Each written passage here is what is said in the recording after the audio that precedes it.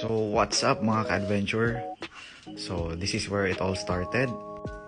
I was planning to upgrade to a new bike. So ito na nga, pumunta kami ng Kawasaki Naga. Ayun, ito yung Ninja ZX6R. Ang ganda talaga, promise. So ayun, tamang testing. At ayun, ang ganda nga ng cockpit. Sulit.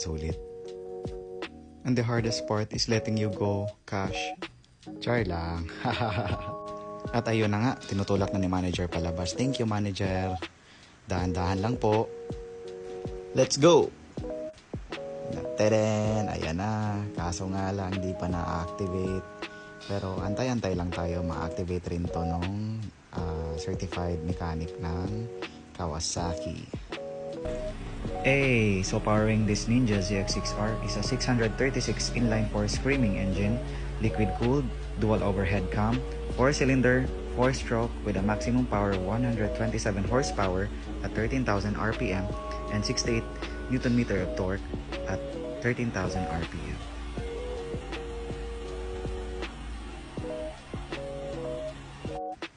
At syempre, hindi mawawala ang pagiging metikuloso ni Mr. Adventure.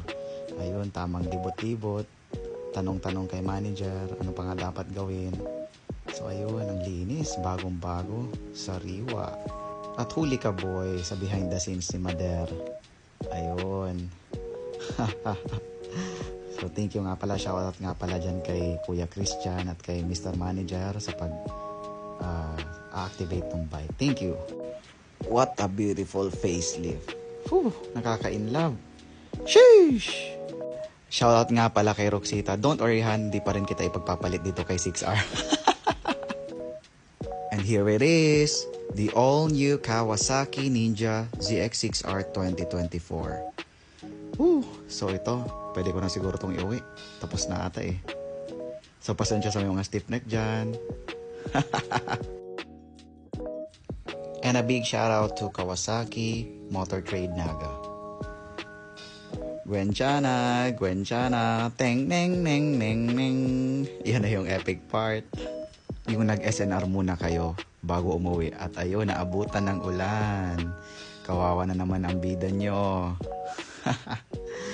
Ay nako. Ito nga talaga ang problema natin mga ka-two-wheels, no? Pag tuwing umuulan. Ay nako, dapat lagi talaga tayong may kapote. Kaya sana all lang dyan sa mga nakakotse. Pero anyways, hindi naman talaga matutumbasan ang saya ng binibigay sa atin ng motor, di ba? Alam nyo yan, mga ka-two wheels. Di ba? Legit par. Ay, sa teto na nga, pauwi na nga tayo. Ay, nakakapagod talaga pag maulan. Ang lamig, lahat na. Kagaya ng feelings ko sa kanya, ang lamig na. Eme. Okay na nga, we're heading back to Legazpi. So God, please keep us safe. And shoutout nga pala dyan kay Auntie at kay Tin sa pag-video at sa pagsama sa akin sa Naga. Thank you so much. At bulaga, dito na si 6R sa bahay. Finally, Ariel happened to me. One wash clean sa labada for just 750. Ay, wait. Andito nga pala ang 650 ni Dad. So, let's go!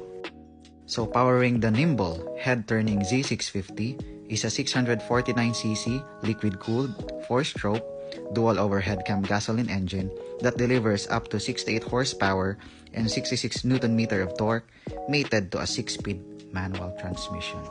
So, yan guys, tamang trivia lang.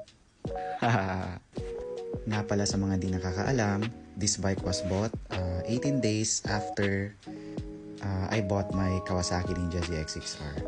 So ayun, konting trivia lang. So ayan na, galing. Testing na si Mother at si Pader. And as you can see, very flat-footed yan si Papa. Kasi I think yung height niya is around 5'11". So napaka-flat foot. So sa mga nagbabalak dyan bumili ng Kawasaki Z650, ayun, pwede abot ata to sa mga kahit nasa 5'3".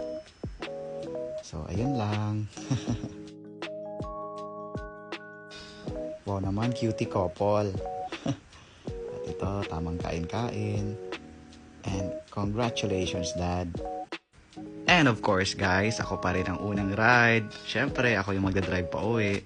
And a quick history nga pala. Hindi nga rin pala to sana mabibiling Z650 kung di ako bumili ng motor. So, nahawaan ko lang talaga si Papa. Ay nako, napaka-influential talaga ng pagiging mahilig ko sa motor, no? So, sa mga nanonood dyan, baka mahawaan din kayo, ha? Ingat-ingat. At ayun, tamang stopover while waiting for them. Hey, welcome home Z650. And before I end this vlog, shoutout nga pala tayo sa mga followers and viewers natin dyan. Shoutout to Dexter Valenzuela, aka Dato ng Daraga Albay. Kay Kim De La Rosa from Australia. Kay Paul Jan Arjona from UK. Kay Matt Zanoria from Cebu City. Kay Lawrence Ubido from Magnito. Kay Abot Situason from Naga City.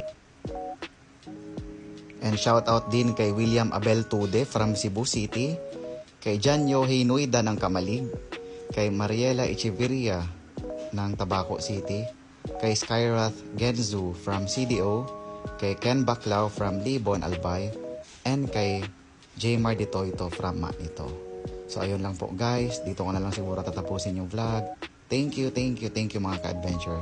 Sa uulitin.